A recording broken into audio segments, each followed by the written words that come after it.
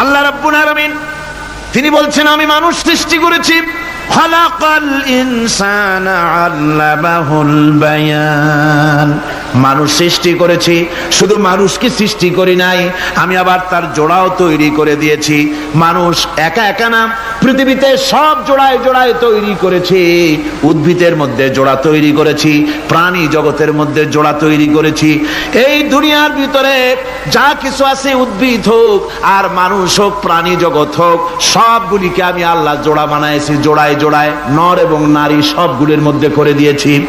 ওয়া মিন আয়াতিহি আন খালাকা লাকুম মিন আনফুসিকুম আজওয়াজান লিতাসকুনু ইলাইহা ওয়া জাআলা বাইনাকুম মাওয়াদ্দাতান ওয়া রাহমা। আল্লাহ রাব্বুল আলামিন বলেন আমার অগণিত নিদর্শনের ভিতরে এটাও একটি নিদর্শন যে আমি তোমাদের থেকে তোমাদের জোড়া তৈরি করেছি, তোমাদের স্ত্রীদেরকে তৈরি করেছি, যাতে করে তোমরা তাদের কাছে শান্তি পাও। আর তোমাদের মধ্যে ভালোবাসা সৃষ্টি করেছি, মহব্বত সৃষ্টি করে দিয়েছি। আর পরিণত বয়সে এই মহব্বতকে আমি আল্লাহ করুণার সহৃদয়তায় পরিণত করে দেই। তোমার থেকে তোমার জোড়া নারী সৃষ্টি করেছি, স্ত্রী, সেই স্ত্রীর কাছে তুমি তোমার স্বস্তি শান্তি ফিরে পাবে। আর যখন বৃদ্ধ হয়ে যাবে তখন এই ভালোবাসাটাকে আমি করুণা আর মহব্বতের মধ্যে পয়দা করে দেই।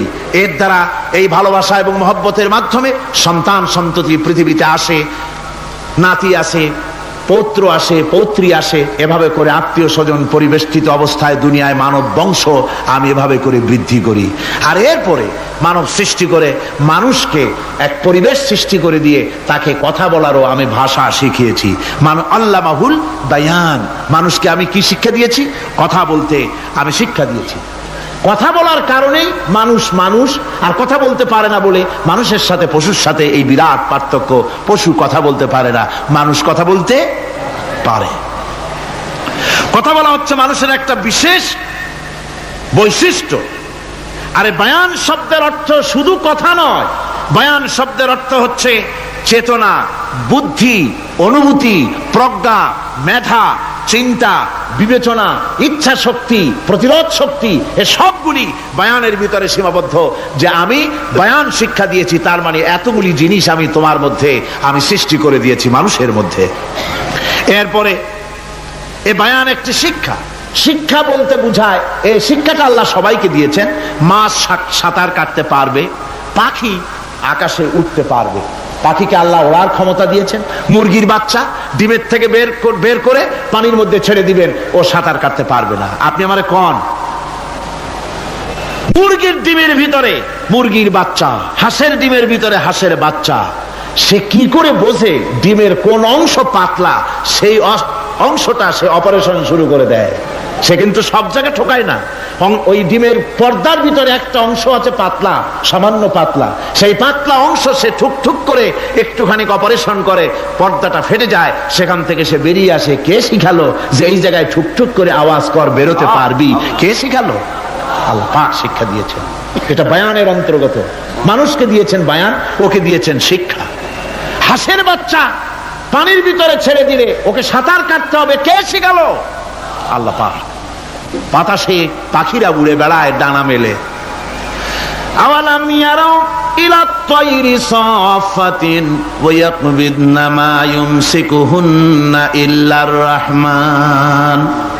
দেখে নাকি তারা পাখিটি কেমন? মেলি দুটি লঘু ডানা, উড়িয়া বেড়ায় শূন্যের পরে নাহি তার কোনো মানা। আবার সে ডানা গুটাইয়া চলে কিন্তু পড়ে না তবু, বলকে বাতারে শূন্যে রাখিছে ভিন্ন সে এক প্রভু। প্লেনের মতো, এরোপ্লেনের মতো দেখছেন না পাখিগুলি এরকম এরকম করে ওড়ে। আবার কখনো উঠতে গিয়ে আর ডানা দোলায় না, দুটো ডানা শরীরের সাথে মিশাইয়া একেবারে রকেটের মতো উড়ে চলে যায়, কিন্তু পড়ে যায় না। কে তাকে শূন্যের উপরে রেখেছে? জোরে কন, কে রেখেছে? আল্লাহ পাক। এই ট্রেনিং আল্লাহ পাক তাকে দিয়েছেন। আল্লাহ পাক তাকে এই শিক্ষা দিয়েছেন। এই শিক্ষা, পানিতে সাঁতার কাটবে মাছ, বায়ুতে ভেসে বেড়াবে পাখি, তারপরে মানুষের চোখের পলক পড়বে, পাকস্থলী হজম করবে, এসব শিক্ষা আল্লাহই দিয়েছেন। প্রত্যেকটা জিনিসকে সৃষ্টি করেছেন, আর তার কাজটাও কিভাবে হবে তাও আল্লাহ পাক শিখিয়ে দিয়েছেন। এই জন্য শুধুমাত্র এই শিক্ষাটুকুনি নয়, মূল শিক্ষা হচ্ছে আল্লামাহুল বায়ান। এর আসল অর্থ হলো মানুষের জ্ঞানের পূর্ণতার জন্য আল্লাহ পাক বায়ান দিয়েছেন। সে বায়ান হচ্ছে কোরআনে কারীম। সে বায়ান কি? কোরআন। এই কোরআন হচ্ছে মানুষের জ্ঞানের পূর্ণতা। কোরআন দিয়েই মানুষের জ্ঞান পরিপূর্ণ হয়। ওমা উতীতুম মিনাল ইলমি ইল্লা কালিলা, তোমাদেরকে খুব সামান্যতম জ্ঞান দেওয়া হয়েছে। আসল জ্ঞানের মালিক কে? আল্লাহ সুবহানাহু ওয়া তাআলা। আল্লাহ রাব্বুল আলামিন বলেন, আশ-শামসু ওয়াল কমারু বিহুসবান ওয়ান নাজমু ওয়াশ-শাজারু ইয়াসজুদান। সূর্য এবং চন্দ্র একটা বিরাট একটা হিসাবের অনুসরণে বাধ্য। সূর্য আর চন্দ্র একটা হিসাবের অনুসরণে বাধ্য, এর ব্যতিক্রম হওয়ার কোনো উপায় নাই।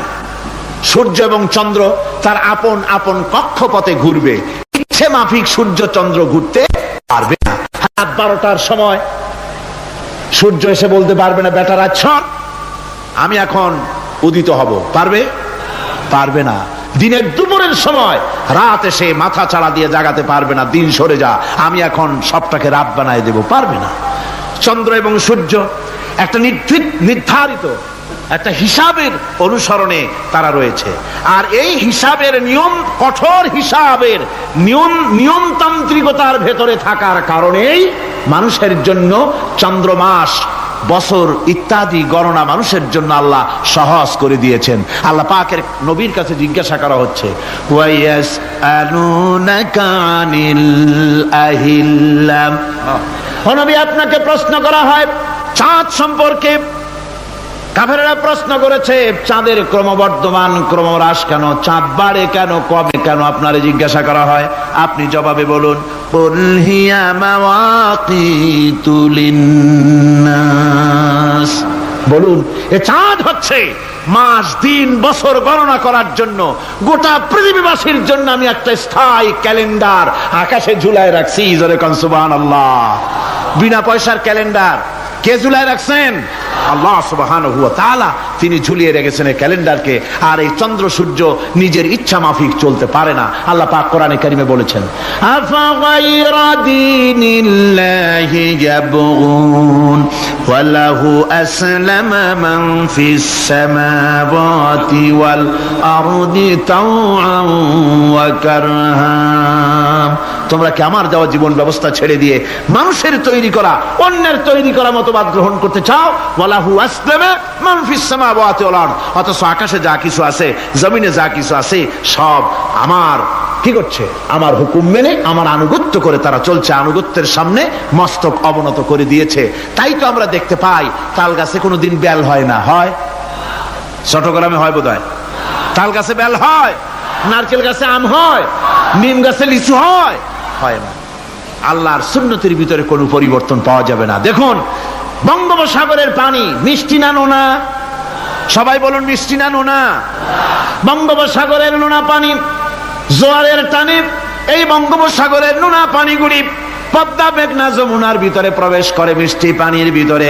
আবার ভাটির টানে পদ্মা, মেঘনা, যমুনার পানিগুলি, মিষ্টি পানিগুলি নোনা পানির মধ্যে গিয়া ঢোকে। মাঝখানে কোনো পার্টিশন নাই।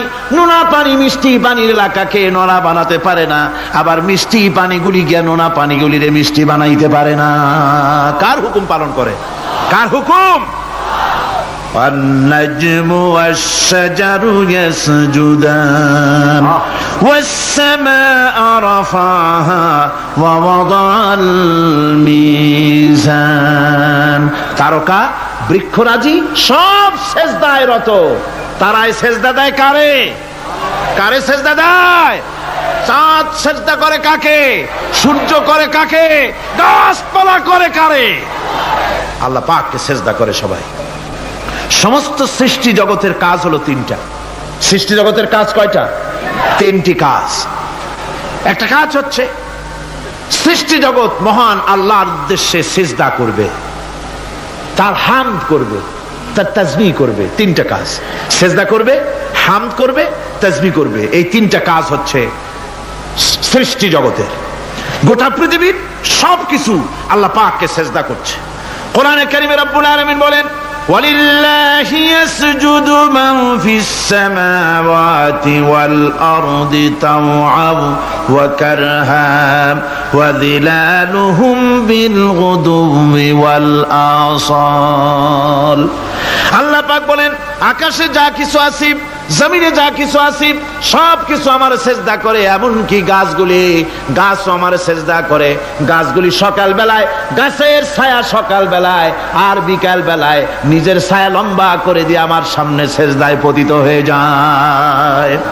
গাছগুলি আমাকে সেজদা করে, তারকা সমূহ, চন্দ্র সূর্য সব আমাকে সেজদা করে। وَلِلَّهِ يَسْجُدُ مَا فِي السَّمَاوَاتِ وَمَا فِي الْأَرْضِ مِنْ دَابَّةٍ وَالْمَلَائِكَةُ وَهُمْ لَا يَسْتَكْبِرُونَ। আকাশ এবং জমিনে যা কিছু আছে আমার সিজদা করে। আমার সিজদা থেকে কেউ অহংকার করে না, অহমিকতা করে না। আমার সিজদা থেকে কেউ ফিরে যায় না, সবাই আমাকে সিজদা করে। সুতরাং ও মানুষ, আমার দরবারে সেজদায় মাথা নত করে দাও। সবগুলি আমার সামনে সেজদা করতেছে। আলাম তারা আন্নাল্লাহা ইয়াসজুদু লাহু মান ফিস সামাওয়াতি ওয়া মান ফিল আরদ ওয়াশ-শামসু ওয়াল কামারু ওয়ান নুজুমু ওয়াল জিবালু ওয়াশ-শাজারু ওয়াদ-দাওয়াবু ওয়া কাসীরুম মিনান নাস। আল্লাহ পাক বলছেন, আকাশ এবং জমিনে যা আছে সব আমাকে সেজদা করছে। চাঁদে, সূর্যতে, গাছপালায়, পাহাড় পর্বতে, সবকিছু, সমস্ত প্রাণী জগৎ পর্যন্ত, চতুষ্পদ জন্তুগুলি পর্যন্ত আমি আল্লাহকে সেজদা করে। সুবহানাল্লাহ।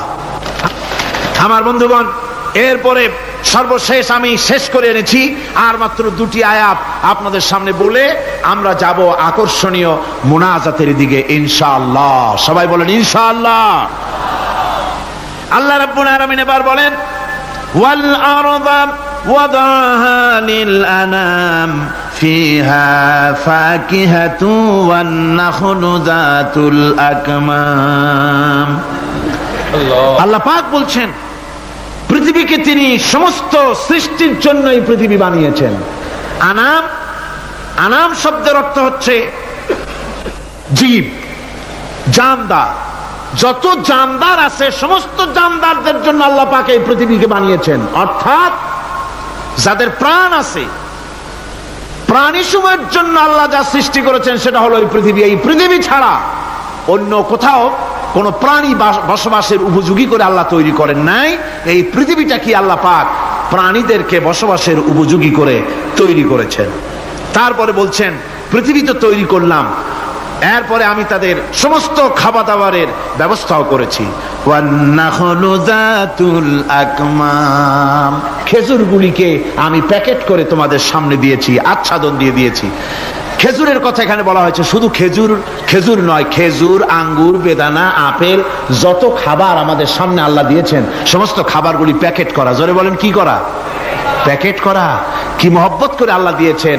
কলা বলেন, তাল বলেন, বেল বলেন, সব খাবারগুলিকে আল্লাহ পাক প্যাকেট করে মানুষের সামনে হাজির করেছেন। কারণ ওয়ালাকাদ কাররামনা বানি আদমা, যেহেতু আদম সন্তানকে আমি সম্মানিত করেছি, তাই আদম সন্তানের সামনে, ভদ্র সম্মানিত মেহমানের সামনে যত খাবার দিলাম সব খাবারগুলিকে আমি গুছিয়ে সুন্দর করে সাজিয়ে আমি কভার করে তোমার সামনে পেশ করেছি। ওয়াল হাব্বুজুল আসফি ওয়ার রাইহান, এরপরে দানা দিয়েছি, ভুসি দিয়েছি। দানা হচ্ছে মানুষের খাবার, ভুসি হচ্ছে পশুর খাবার। এই মানুষের খাবার, পশুর খাবার সবকিছু আমি পরিবেশন করেছি। এরপর আল্লাহ বলছেন, ফাবিআইয়ি আলা'i রাব্বিকুমা তুকাযযিবান। পড়েন, ফাবিআইয়ি আলা'i রাব্বিকুমা তুকাযযিবান। আল্লাহ পাক বলছেন, কোন নিয়ামতকে, তোমার প্রভুর কোন নিয়ামতকে অস্বীকার করতে পারো?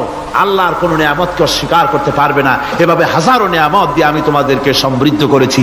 সূরা আর রহমান একেবারে শেষ পর্যন্ত আল্লাহর এই সমস্ত নিয়ামত দিয়ে ভরা, নিয়ামতের কথা দিয়ে, রহমতের কথা দিয়ে ভরা। জোরে কোন সুবহানাল্লাহি ওয়া বিহামদিহি। এই কোরআন, যে কোরআন আল্লাহ আমাদের শিক্ষা দিলেন, এই কোরআন অনুযায়ী দয়া করে যে কোরআন দিলেন, যাতে অর্থনীতি আছে, সমাজনীতি আছে, রাজনীতি আছে, যাতে মানুষের পারিবারিক জীবন আছে, সবকিছু যে কোরআনে আছে। এই কোরআন দিয়ে রাসূলুল্লাহ একটা সমাজ তৈরি করেছিলেন যেখানে চুরি ছিল না, ডাকাতি ছিল না, জেনা ব্যভিচার ছিল না। ওরকম একটি সমাজ বাংলাদেশে প্রতিষ্ঠিত হোক, এটা কি আপনারা চান? কারা কারা চান? দেখতে চাই।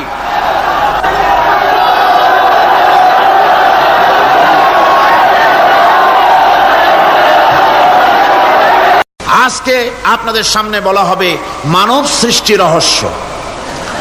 আল্লাহ পাক যেহেতু সৃষ্টিকর্তা, তিনি সৃষ্টি করেছেন। আমাদেরকে কে সৃষ্টি করেছেন বলুন? সকলে বলুন, আমাদের স্রষ্টা কে? তিনি আমাদেরকে সৃষ্টি করেছেন। যেহেতু তিনি আমাদের সৃষ্টি করেছেন, সেহেতু আমাদের সঠিক রাস্তা, সঠিক পথ বলে দেওয়ার দায়িত্ব কার?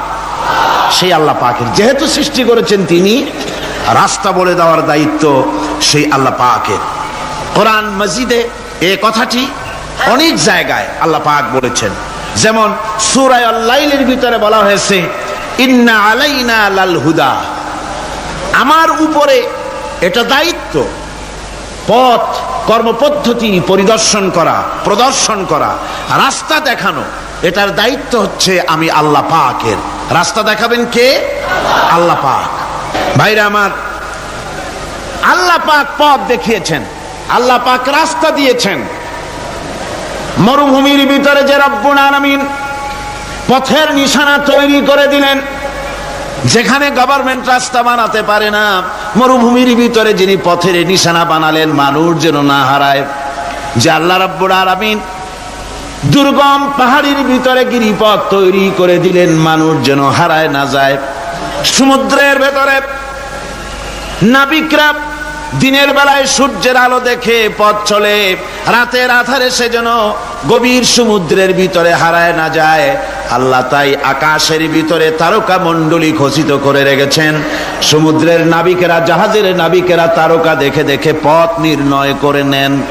যে মাবুদ রাস্তা বানালেন জঙ্গলের ভিতরে, পাহাড়িয়া এলাকার ভিতরে, যে মহান প্রভু রাস্তা বানালেন, নিশানা বানালেন মরুভূমির ভিতরে, যিনি রাস্তা দেখায় দিলেন গভীর সমুদ্রের ভেতরে, সেই আল্লাহ রাব্বুল আলামিন। আমরা দুনিয়ার বুকে মানুষেরা অন্ধকারে মরবো, রাস্তা হবে না, এমনটি তো হতেই পারে না। আল্লাহ রাব্বুল আলামিন আমাদের জন্য রাস্তা বানাইছেন। মহান আল্লাহ রাব্বুল আলামিন বলেন, وعلى الله قصد السبيل ومنها جائر। আল্লাহ পাক বলেন, সোজা রাস্তা, সোজা পথ বলে দেওয়ার দায়িত্ব আমি আল্লাহর। যেখানে রয়েছে অসংখ্য বাঁকা পথ, অসংখ্য বাঁকা পথ যেখানে, যে পৃথিবীতে, সেখানে সোজা রাস্তা বলে দেওয়ার দায়িত্বটা কার?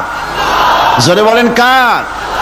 আল্লাহ শুধু সৃষ্টি করেন না, সৃষ্টি করেন, শিক্ষা দেন, পথ বলে দেন, পথটাও বাকি রাখেন না, পথটাও তিনি বলে দিয়ে দেন। হযরতে মূসা আলাইহিস সালামের কাছে ফেরাউন প্রশ্ন করল, তুমি যে রবের দাবি করছো, যে একজন রব আছেন, সে রবের পরিচয় কি? তোমার সেই রব কে? হযরতে মূসা আলাইহিস সালাম যে জবাবটা দিলেন, কি সুন্দর জবাব! এক কথার ভিতরে সমস্ত কথা সন্নিবেশিত হয়ে গেছে। ফেরাউনের প্রশ্নের জবাবে রবকে, এ কথার জবাব দেওয়া যায়, হাজার হাজার পৃষ্ঠা লেখা যায়। রবকে, তার পরিচিতি। আমি যদি এখন শুধু রব শব্দের ব্যাখ্যা করি, তাফসীর করি, রাত শেষ হয়ে যেতে পারে, ইনশাআল্লাহ ব্যাখ্যা দেওয়া যাবে। কিন্তু মূসা আলাইহিস সালাম কি সুন্দর একটা জবাব দিয়া দিলেন রবকে। শোনো, রব্বুনাল্লাযী আ'তা কুল্লা শাইইন খালকাহু সুম্মা হাদা। রব হচ্ছেন সেই, আমার প্রভু হচ্ছেন তিনি, যিনি সমস্ত সৃষ্টিকে, সমস্ত মাখলুকাতকে যিনি সৃষ্টি করেছেন, আর সৃষ্টি করার পর তার চলার জন্য পথ তৈরি করে দিয়েছেন। তিনি হচ্ছেন আল্লাহ পাক, যিনি সৃষ্টি করেন আর পথের দিশা দেন। তিনি হচ্ছেন আল্লাহ পাক, তিনি হচ্ছেন রব। শুধু বানান না, বানাবার পরে তার প্রয়োজনটাও মিটায় দেন। আল্লাহ পাক সেই আল্লাহ বলছেন, খালাকাল ইনসানা আল্লামাহুল বায়ান। তিনি মানুষ সৃষ্টি করেছেন। আমি সম্ভবত দ্বিতীয় দিনে আপনাদেরকে বলেছিলাম মানুষ বানর থেকে আসে নাই, মানুষ ওরাং ওটাং থেকে আসে নাই, মানুষ শিম্পাজি থেকে আসে নাই, মানুষ বাঁদরের গোষ্ঠী নয়, মানুষ এসেছে মাটি থেকে, আদম থেকে। মানুষের পূর্বপুরুষ হচ্ছেন হযরতে আদম আলাইহিস সালাম। মানুষের পূর্বপুরুষ কে? আদম আলাইহিস সালাম। আর মানুষের পূর্বপুরুষ হচ্ছেন আদম আলাইহিস সালাম, আর তার উৎপত্তি হচ্ছে মাটি থেকে। মানুষ এসেছে আদম থেকে, আদম এসেছে মাটি থেকে। এখন আল্লাহ পাক বলছেন যে আমি হচ্ছি তোমার স্রষ্টা, আমি তোমাকে বানাইছি। কোরআনে কারীমে কথা এভাবে বলছে, কাইফা তাকফুরুনা বিল্লাহি ওয়া কুনতুম আমওয়াতান ফাহিয়াকুম সুম্মা ইউমীতুকুম সুম্মা ইউহয়ীকুম সুম্মা ইলাইহি তুরজাউন। হে মানুষ, তোমরা কিভাবে কুফরি করো, অস্বীকার করো, আল্লাহর সাথে নাফরমানি করো? কিভাবে করো? যে আল্লাহ তুমি ছিলে মৃত্যু, তোমাকে আল্লাহ পাক জিন্দা করেছেন। এই জিন্দা থেকে আবার মৃত্যু করবেন, আবার মৃত্যু থেকে তোমাদেরকে জিন্দা করবেন, আবার সেই আল্লাহর কাছে তোমাদেরকে ফিরে আসতে হবে। সুতরাং মানুষ জন্মের পূর্বে সব মৃত্যু ছিল, এ কথা তো আজ বিজ্ঞান সম্মত কথা, বৈজ্ঞানিক সত্য কথা। মানুষ জন্মের আগে মৃত্যু ছিল। কিভাবে? মানুষের উৎপত্তি থেকে এলো, কোরআনে কারীম তা পরিষ্কার করে বলছে তোমাকে কিভাবে সৃষ্টি করেছে তুমি দেখো। সন্তান মায়ের জরায়ুতে আসার পূর্বে সে ছিল পিতার শুক্রকীট আর মায়ের ডিম্বাণু, অর্থাৎ স্পার্মটোজন এবং ওভাম, এই দুটি জিনিসের মধ্যে সে বিভক্ত ছিল। মায়ের বক্ষপিঞ্জর এবং পিতার পৃষ্ঠদেশ থেকে সবেগে নির্গত এক ফোঁটা পানি দিয়ে আমি আল্লাহ পাক তোমাকে সৃষ্টি করেছি।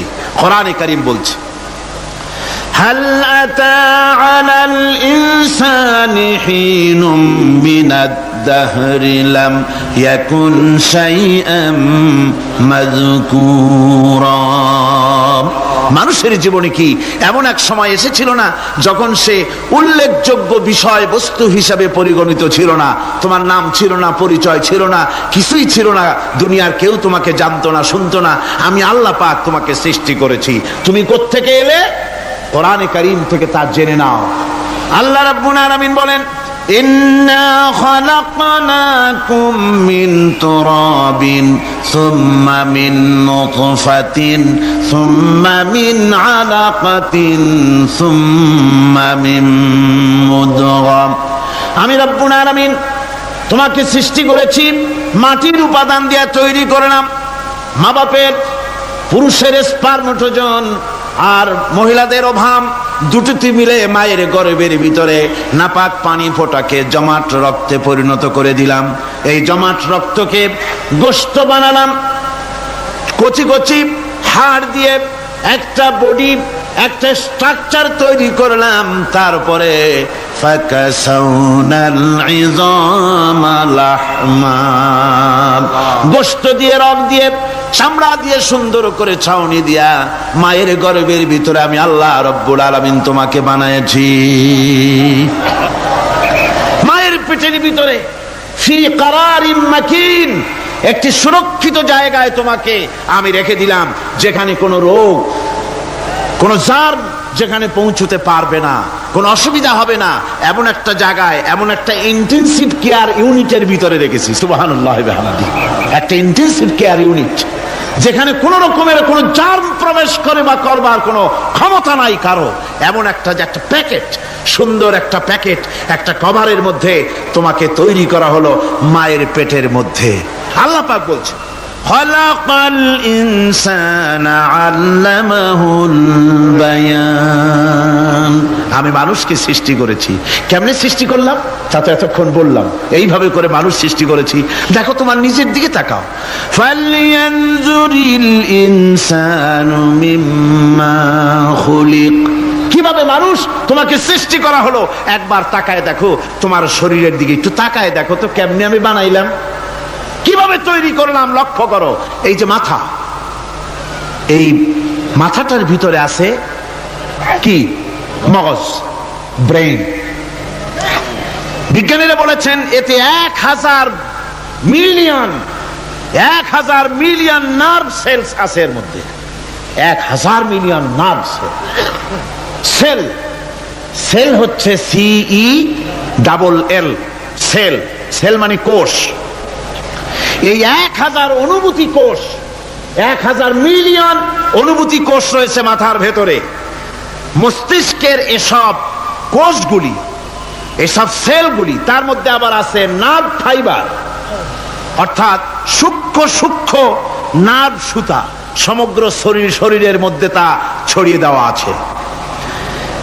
এই সূক্ষ্ম সুতার মাধ্যমে ঘন্টায় 70 মাইল বেগে শরীরের প্রত্যেকটা অঙ্গ প্রত্যঙ্গের খবর মস্তিষ্কের মধ্যে চলে যায়। সুবহানাল্লাহ বিহামদিহি। আপনার পায়ে যদি কাটা ফোটে, শরীরে যদি ব্যথা লাগে, ঘন্টায় 70 মাইল বেগে সূক্ষ্ম যে তারগুলি আল্লাহ দিয়েছেন, ওই তারের মাধ্যমে আপনার মাথায় চলে যায়। মস্তিষ্কে গেলে পরে তড়িৎ গতিতে সিদ্ধান্ত হয় কাটা তুলতে হবে।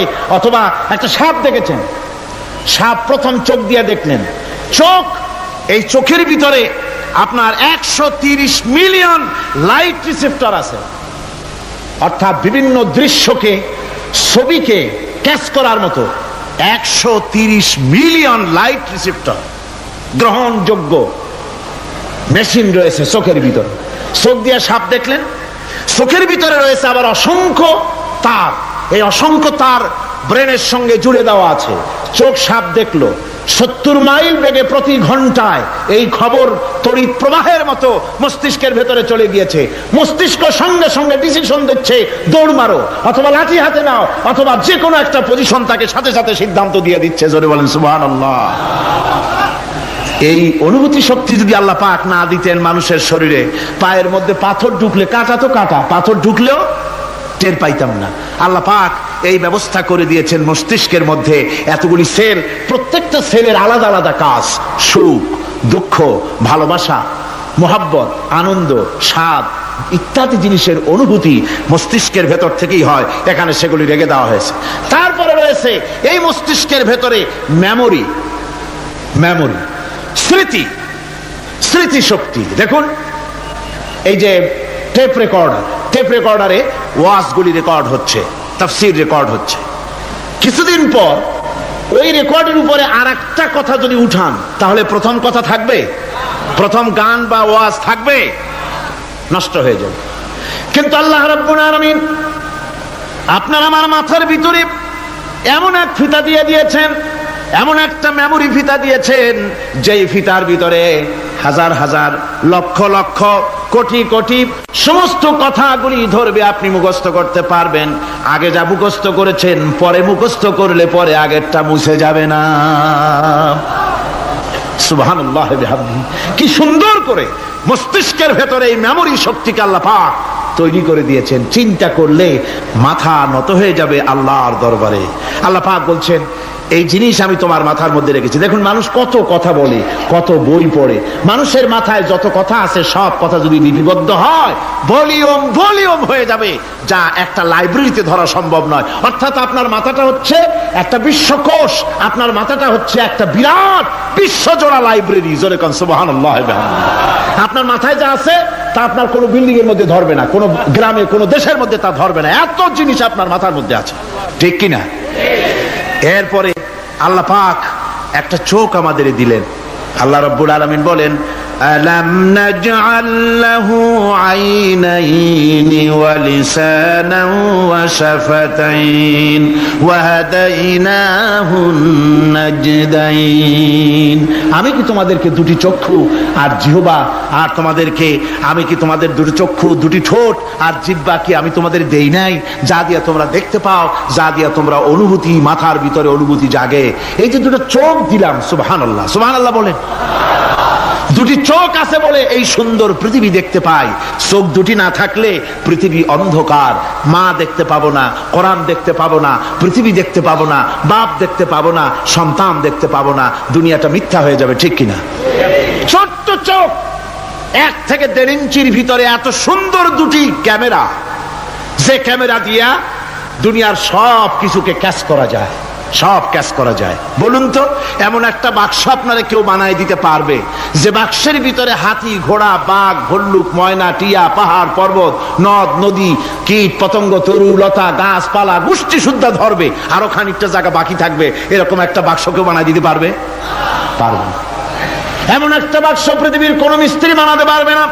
কিন্তু আল্লাহ রাব্বুল আলামিন আপনার আমার কপালের নিচে 1 থেকে 3 ইঞ্চির ভিতরে এমন 2টা ফিল্ম বক্স তৈরি করে দিয়েছেন, যা দিয়ে তাকাবেন আপনি কোটি কোটি মানুষ দেখবেন, পাহাড় দেখবেন, সমুদ্র দেখবেন, সূর্য দেখবেন, চন্দ্র দেখবেন। এত কিছু দেখার পরেও চোখের ভিতরে আরো খানিকটা জায়গা ফাঁকা থেকে যায়। কি বিরাট নিয়ামত এই চোখ আল্লাহ পাক আমাদেরকে দান করেছেন। এই চোখকে হেফাজতের জন্য আবার চোখের উপরে সানসেট তুলে দেওয়া আছে। সানসেট ভুরু, আল্লাহ ভুরু লাগায় দিয়েছেন, নিচে একটু হাড় জায়গায় দিয়েছেন, উপরে সানসেট, ভেতরে চোখ, যাতে করে বল এসে লাগলে পরে চোখটা গলে না যায়, আছাড় খেলে পরে চোখটা গলে না যায়, চোখটাকে সেফ সাইডে রেখে দিয়েছেন আল্লাহ পাক সুবহানাহু ওয়া তাআলা। আল্লাহ পাকের কাছে শুকরিয়া তো আদায় করলাম না, আদায় করি। আসুন পড়ি আমরা সবাই, আলহামদুলিল্লাহি রাব্বিল আলামিন। আল্লাহ পাক বলেন, আলাম নাজআল লাহু আইনাইনি ওয়া লিসানাও ওয়া শাফাতাইন। জিহ্বা দিলাম আমি তোমাকে, এই জিহ্বার ভিতরে 3000 আস্বাদন স্তর আছে। বিজ্ঞানীরা বলেছেন একটা জিহ্বার মধ্যে 3000 আস্বাদন স্তর আছে। প্রত্যেকটা স্তরের সাথে মস্তিষ্কের সাথে তার লাগানো আছে। জিহ্বায় সব জিনিসের টেস্ট নেবেন, আর তার অনুভূতি, তার স্বাদটা ওখানে টের পাবে মস্তিষ্কের ভেতরে। এই জিহ্বা আল্লাহ পাক দান করে দিলেন মুখের মধ্যে। সুবহানাল্লাহ বিহামদিহি। সব রকমের স্বাদ পান না একরকম? জিলাপির স্বাদ একরকম, রসগোল্লার স্বাদ আর এক রকম, ছানার স্বাদ আর এক রকম, বেলের স্বাদ একরকম, তালের স্বাদ আর এক রকম, মুরগির স্বাদ একরকম, খাসির স্বাদ আর এক রকম, লট্টা ফিশের স্বাদ একরকম, শুটকির স্বাদ আর এক রকম, কোরাল মাছের স্বাদ আর এক রকম, শাকের স্বাদ আর এক রকম। হাজার হাজার খাদ্য দ্রব্যের স্বাদ এক জিহ্বা দিয়ে আল্লাহ রব্বুল আলামিন নেওয়ার তৌফিক দিলেন। খালাকাল ইনসান, কি সুন্দর করে মানুষ বানালাম। দেখিস না, শুকরিয়া আদায় করিস না, এগুলি দেখবি আর শুকরিয়া আদায় করবি কি সুন্দর করে আমি আল্লাহ তোমাকে সৃষ্টি করেছি। শুধু তাই নয়, আল্লাহ পাক বলেন, ইয়া আইয়ুহাল ইনসানু মা গাররাকা বিরাব্বিকাল কারীম। ও মানুষ, কোন জিনিস তোমাকে ধোঁকায় ফেলে দিল? তোমার মহান প্রভুর ইবাদত থেকে, গোলামি থেকে কোন জিনিস তোমারে ধোঁকায় ফেলে দিল? কেন ধোঁকায় পড়ে গেলে? আল্লাহ রাব্বুল আলামিন তাই বলেন, ইয়া আইয়ুহাল ইনসানু মা গাররাকা বিরাব্বিকাল কারীম। কোন জিনিস তোমাকে ধোঁকায় ফেলে দিল? ওই মহান আল্লাহ রাব্বুল আলামিনের ইবাদত থেকে, গোলামি করা থেকে। কি সুন্দর করে বানালাম। আমার ভাইরা, আমার নিজের জীবনে এক দৃষ্টান্ত আমি প্রায় বলি লোকদেরকে। ছোটবেলায় মাদ্রাসা থেকে বাড়ি ফিরতেছি, তখন গয়নার নৌকা, লঞ্চ নাই, নৌকা। সেই নৌকা বিরাট লম্বা নৌকা, 4-5 জনে দাঁড় বায়, বড় বড় লম্বা লম্বা দাঁড়, ছিপ নৌকা, খুব লম্বা নৌকা। এই নৌকাগুলি প্যাসেঞ্জার বহন করে। স্টেশন আসতে পরে ঢোল পিঠায়, মানুষ এসে ওঠে। রাতের বেলায় চলতে হয়, রাতেই এগুলো চলতো বেশি, আজকাল এগুলি আর নাই। সেই নৌকার মাঝখানে থাকতো বাঁশ পোতা।